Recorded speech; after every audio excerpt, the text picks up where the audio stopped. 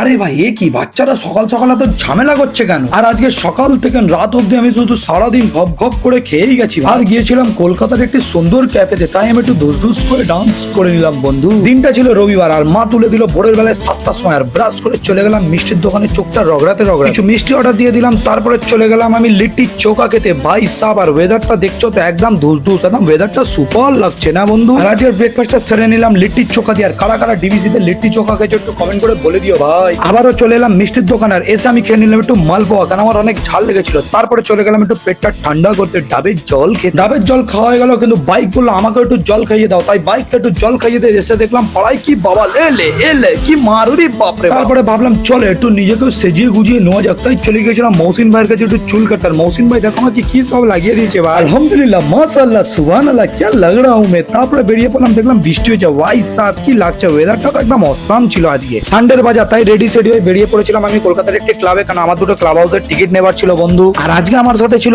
আমান ভাই আর ফাইজান ভাই। তো চলো যাওয়া যাক। তো ফাইনালি চলে এলাম একটি কলকাতার খুব সুন্দর ক্যাফে। ক্যাফেটার ভিউ আর লোকেশনটা একদম অসাম ছিল। তোমরা যদি কেউ এসে থাকো তাহলে কমেন্ট সেকশনে কমেন্ট করে দাও। আর ফাইজান ভাই দেখো এখানে ল্যাপটপ নিয়ে কি সব ঘাটছিল ভাই, আমি তো বুঝতেই পারছিলাম। আর এইখানে ডিজে মামা দেখলাম ডিজে বাজাচ্ছে, তাই বললাম ডিজে वाला বাবু তারা গানা বাজা দে, তাই আমি একটু এনজয় করে নিলাম। তারপর তোমাদের দেখাই চলো ক্যাফের ভিতরটা একদম খুব সুন্দর অসাম। ক্যাফেটার অ্যাম্বিয়েন্স আর গেমিং জোন অনেক কিছু আছে। তোমরা যদি ক্যাফেটা যেতে চাও তাহলে কমেন্ট সেকশনে কমেন্ট করো, আমি তোমাদের ক্যাফেটার নাম বলে দেবো। আমান ভাই আমাদের একে একে সার্ভ করে দিচ্ছিল, তাই আমরা একটু খাওয়া দাওয়া করে নিলাম। আর আমাদের ছাদের উপর দিয়ে মানে মাথার উপর দিয়ে প্লেন যাচ্ছিল, যাই তাই ব্যাপার না বন্ধু। চলো আমি একটু ধুস ধুস করে ডান্স করে নিই। তোমরা ততক্ষণ লাইক শেয়ার ফলো করে নিও, আর ভিডিওটা ভালো লাগলে বেশি থেকে বেশি শেয়ার করো। চলো গাইস টাটা, আসসালামু আলাইকুম, নেক্সট ব্লগে দেখা হচ্ছে, বাই বাই।